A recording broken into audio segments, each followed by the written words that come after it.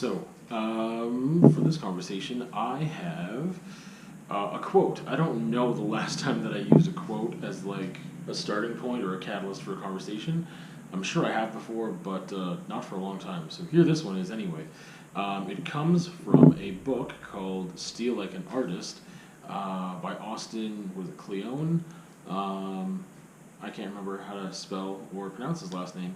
But I actually did a book review on that, and it's there on the YouTube channel and in the podcast.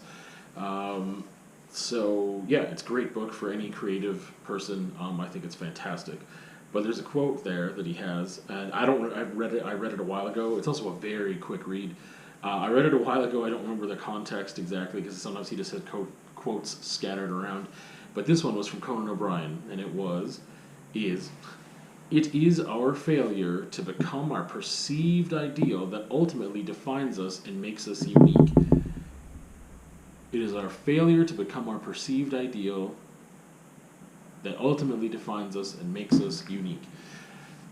So, from what I recall, I think he might have been discussing how, like, sometimes you want to talk about steal like an artist, like you try and emulate your heroes or those who inspire you, whatever, for a little bit. And I think that was the context that this came in. Like, Conan was like, maybe talking about how he tried to emulate maybe Johnny Carson or somebody in, like, that world that he really, really liked. And his failure to do that, because you can't be a copy of that person, his failure to do that ended up making him who he is.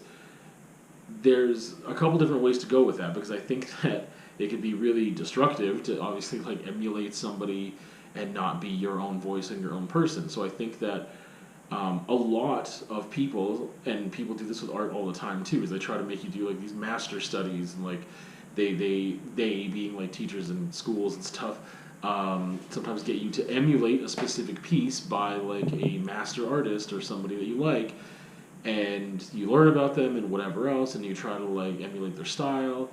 And eventually you find your own. And I think that a lot of people do that. It wasn't really a thing with me. That wasn't like my path, I guess.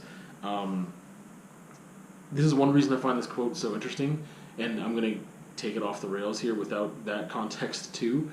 But I find it interesting because that wasn't how I grew into art, I guess. Whether it be writing or visual art or whatever. I didn't have a lot of influence, which was good for me because my natural voice just came out pretty automatically, and I didn't have to break away from it or like naturally shift or change. It was just kind of, it's not like it was good. That's the thing. So my natural voice, I'm not like in whatever I was expressing, however I was expressing it doesn't mean that it was good. It took time to refine that and get to a place where it was better quality. But it was still mine, and it was very obviously mine because I just didn't have those influences the same way that some other people might have, where they had more consciously been emulating somebody else that they really liked. I think that, so with that quote, I'm going to have to keep referring back to, the failure to become the perceived ideal. So I think one way you would take that is, again, like I said, I think it would be really destructive and like not good to very closely try and copy and emulate somebody, and just be that person, and just, or if you are very like, it's this thing with the book too, like you should consciously be aware of the things you are taking and give credit to that, but also it's kind of like the argument of appropriation, right? Is like you can appropriate an image and you can alter and edit that image to such a degree that you've made it your own.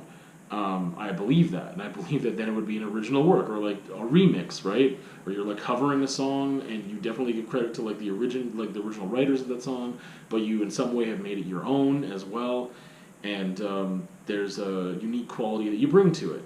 And in this capacity of like an artist or just a person, you kind of take in all these things that all these things that you've been taking in over years and years and years, and there's so many of them, and you could probably say there's some pretty strong influences here and there, but you mix them all together in the blender of yourself and your experiences and how you naturally would express things, and then they can come out in this unique way.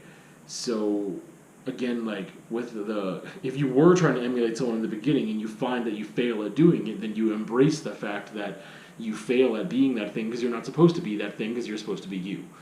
And I think that is part of what Conan O'Brien was getting at there, is that like that is what makes you unique, is that you were inspired by something and you cannot be that thing, and yet your attempt at some point has to get reined in and realized that it was futile anyway, and that you should just be embracing who you are and what you can do in that same arena, but without being that specific person, right? And another way that I guess I was taking this, so again, the quote is, "It is our failure to become our perceived ideal that ultimately defines us and makes us unique." Another way to kind of take that is not just with an artistic perspective or creative perspective when you're trying to emulate a person, but even the ideal that you have set out for yourself. If you actually have ideals, this is where this thing comes in of just being a person, just being a person who wants to be a better person and work on themselves and grow and learn and be the best you can be, that you have to have an ideal, right? And that's one thing where I find there are so many people who seem so similar and they're the same, and like part of it is just because there's a certain amount of nature in a being that I believe it can start. I don't know how to explain it. It's like, let's say there's 10 different molds of people that have like the same nature in them, and the nurture process like can take that one out of the, like you would take these two people that are like the same mold, but the nurture process definitely makes it so they're completely different people, right? And it can go off into like 100 different directions at that point. So then you end up with like 1,000 or whatever. There's all these different permutations and things that can go on, and yeah. But I think that the nature, the profile that someone could be, let's just throw out a number, like I said, was 10. I find that if you have these two people next to each other and their nurturing process was similar in the fact that they didn't really have a lot of inspiration to be better or to find out who they are or be the best they can be, then they don't do that. They don't find what their ideal is. They don't strive for it. They don't work on themselves. They end up being the same. They end up being incredibly similar with their core values and who their personalities, their interests, how they spend their time, etc., because they've never tried to have an ideal of themselves. And this is this kind of contradiction, because I believe that people are unique. I believe that people have different personal histories and experiences that make them them, and that everyone has a different story. But it's also this thing where we've got how many millions of people, and some of them are going to start out nature-wise, cognitively, really, really similar, and like maybe even lean towards having the same interests or talents or whatever. But maybe they don't explore those talents at all, right? So then it's just a flat line of just its base, like, and then their experiences and their nurture were similar because there wasn't a lot of challenge there, let's say, and then they get to a point where you control your nurture, and you decide how you want to nurture yourself and choose how you're going to spend your time and how you're going to challenge yourself and who you surround yourself with, because those are choices that you make. You don't have to have people in your life if you don't want them to be there.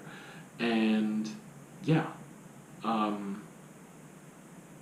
I think that the other way to take that I really like is the fact that you need to have an ideal, that you need to have an ideal self that you are working towards, and you will never get there, but that is what makes you you, and the fact that you have that ideal is enough, because you are striving for something, you are working towards something, and that your constant struggle for balance and for self-betterment in your unique way, like in your specific goals and how you choose to achieve them and the struggles that you have on the way there and whatever else.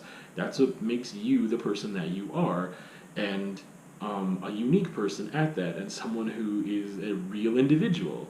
Whereas I feel like there are so many people in life that don't have an ideal for themselves. It's not just like the other way you could have taken the quote is like your ideal, as in like your idol, because I think that's part of what Conan might have been saying. Like, oh, you have an idol that you might be emulating, and your failure to be that person is what makes you you. So embrace that and really lean into you and what you bring to the table. But again, just having an ideal of yourself, having a person that you really want to be, and thinking about that and reflecting on things and pushing yourself is what makes a person not only just an individual and a real specific, unique individual, but makes you just a person worth being a person. See you on another time.